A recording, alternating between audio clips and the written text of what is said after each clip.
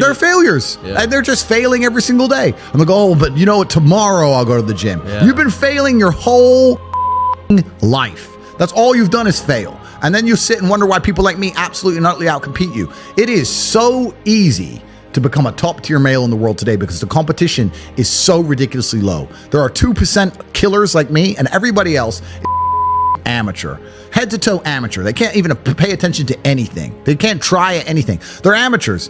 And it's really mind blowing to me because I've tried with all of my computational power to imagine having a mindset different to mine.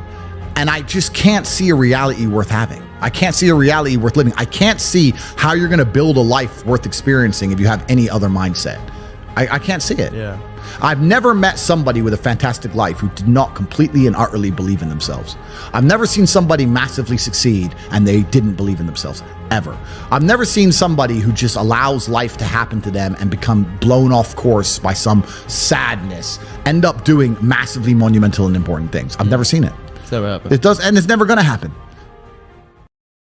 If I'm unhappy with something and I'm uncomfortable with something, I fix it. Yeah. That's endless motivation, which I don't truly believe in as a concept, but that's endless fuel for the fire. Right. If I was unhappy with something about myself, regardless of what it was, I would be able to take all of that discomfort and turn it into endless energy to get the problem fixed. Yeah, exactly. But these people seem to it's okay to be unhappy. Yeah, well, these people seem to sit and say, I'm really unhappy with X, but then stay doing X. So I don't believe they're truly actually unhappy. What you'll notice if you live life long enough is that somebody will sit and say to you, I'm unhappy being a loser. You say, why are you a loser? I just sit at home and play video games 7 days a week. And you're like, okay. And maybe 3 days of the week, they're unhappy doing that. Yeah. And that's the time they email you, and that's the time they want to make a change. But 4 days of the week, they don't really, it doesn't really bother them. Yeah, it doesn't really bother them. Because if it bothered them 7 days a week, guess what? They would fix it. Correct. Yeah. So I have very little sympathy for people. And that's not because I'm not a nice person, but it's because I've been so hard on myself and I've been through so many things that were difficult, and I've been through so much pain and trauma myself, some of it self-inflicted, some of it given to me by God to make me a better person. But I've been so difficult on myself. It's very hard for me to look at somebody who's refused to be difficult on themselves and see them as my equal or feel sympathy or pity for them. Why would I feel pity for somebody who took the easy route when I took the hardest possible route? Yeah. I took the hardest possible way to be the man I am, and you were too big of a and now you want me to feel sorry for you? I don't feel sorry for you. I don't feel sorry for these people. And because as a man, you can be anything you decide you want to be.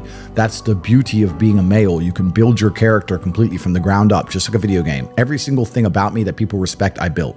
I was not born a world champion kickboxer. I was not born this intelligent or intellectual. I was not born this rich. I was not born this strong. I was not born this confident. I was not born this interesting. I was not born this charismatic and humble and gorgeous and tall and strong and sexy. I was not born none of these things. I became these things myself. So I deserve all the spoils of war.